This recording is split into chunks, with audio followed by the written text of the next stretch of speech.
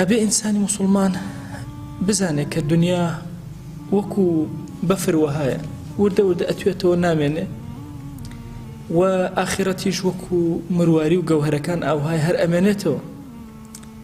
دەی هەر کەسێک ڕەغبەتی وها بێ کە ئەم بەفرە تواوە واز لێ بێنە لە پێناوی ئەو مرواریە جوانانە، ئەم کەسە پێ ئەوترێ زاهید. قل متاع الدنيا قليل والآخرة خير لمن اتقى. خواجان جل جلاله لقرآن أفرمي بيان بڵێ کە کاڵای دنیا زۆر کورت و کەم و بچووکە، والآخرة خير لمن اتقى، و ئاخرەتە کە خەیرە باشترە چاکترە بۆ کەسێک کەوا خواناز بێ.